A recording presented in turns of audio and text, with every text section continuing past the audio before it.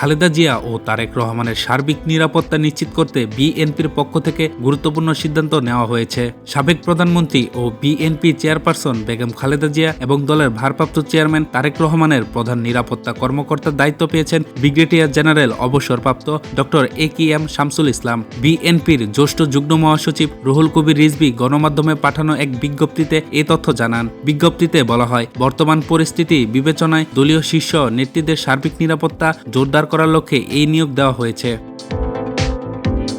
Brigadier general অবসরপ্রাপ্ত doctor A K M. Shamsul Islam 1989 সালের December মাসে বাংলাদেশ সেনাবাহিনীর 21তম BAMA লং কোর্সে কোর অফ আর্টিলারিতে কমিশন লাভ করেন।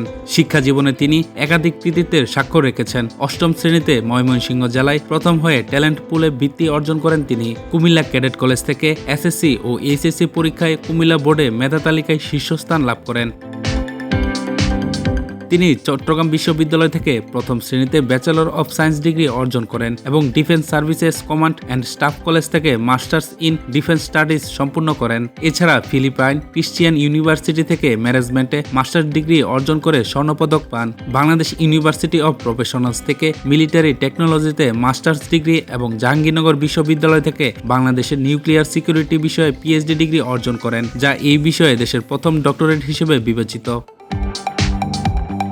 সামরিক ও কৌশলগত প্রশিক্ষণের ক্ষেত্রেও তার অভিজ্ঞতা ব্যাপক। বাংলাদেশ সহ পাকিস্তান, যুক্তরাষ্ট্র, চীন, ফিলিপাইন, রাশিয়া ও যুক্তরাষ্ট্রে তিনি পেশাগত প্রশিক্ষণ গ্রহণ করেন। সামরিক একাডেমিতে শ্রেষ্ঠ শিক্ষার্থী হিসেবে তিনি উসমানী গোল্ড মেডেল লাভ করেন এবং দেশ ও বিদেশে স্টাফ কলেজ ও গানারি স্টাফ কোর্স সম্পন্ন করেন। জাতীয় নিরাপত্তা ব্যবস্থাপনা, স্ট্র্যাটেজিক স্টাডিজ, মানবাধিকার, শান্তিরক্ষা ও সংঘাত নিরসনের মতো গুরুত্বপূর্ণ বিষয়ে তিনি বিশেষজ্ঞতা অর্জন করেছেন। পেশাগত জীবনে তিনি বাংলাদেশ সেনাবাহিনীতে একজন দক্ষ ও মেধাবী কর্মকর্তা হিসেবে দায়িত্ব পালন করেন। জাতিসংঘ শান্তিরক্ষা মিশনে কঙ্গোতে ফোর্স কমান্ডারের স্টাফ অফিসার ও ডেপুটি কন্টিনজেন্ট কমান্ডার হিসেবে দায়িত্ব পালন করেন। সেখানে তার কাজের প্রশংসায় স্থানীয় জনগণের মধ্যে ব্যাপক সাড়া পড়ে।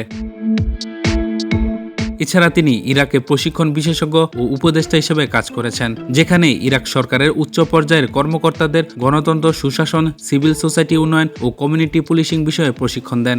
ডক্টর ব্রিগেডিয়ার জেনারেল অবসরপ্রাপ্ত এ.কে.এম. শামসুল ইসলাম শামস জাতীয়তাবাদী ঘরানার হওয়ায় শেখ হাসিনা সরকারের রেশনালো পরে 2025 সাল পর্যন্ত চাকরি থাকা সত্ত্বেও 2018 সালে চাকরিচ্যুত করা হয়। তার অপরাধ, 2018 সালে জাতীয় সংসদ নির্বাচনে বড় ভাই সৌদি আরব পূর্বাঞ্চল বিএনপির সভাপতি অধ্যাপক রফিকুল ইসলাম নান্দাইল আসন থেকে বিএনপির মনোনয়ন প্রত্যাশী ছিলেন। এমনকি তার আরেক ছোট ভাই বাংলাদেশের সর্বকনিষ্ঠ মেয়র ময়মনসিংহ উত্তর জেলা বিএনপির সদস্য FM আজিজুল ইসলাম পিকুল। বলা হয়ে থাকে, এরই প্রতিফলন হিসেবে চৌকস অফিসারকে সেনাবাহিনী থেকে বাধ্যতামূলক অবসরে পাঠানো হয়।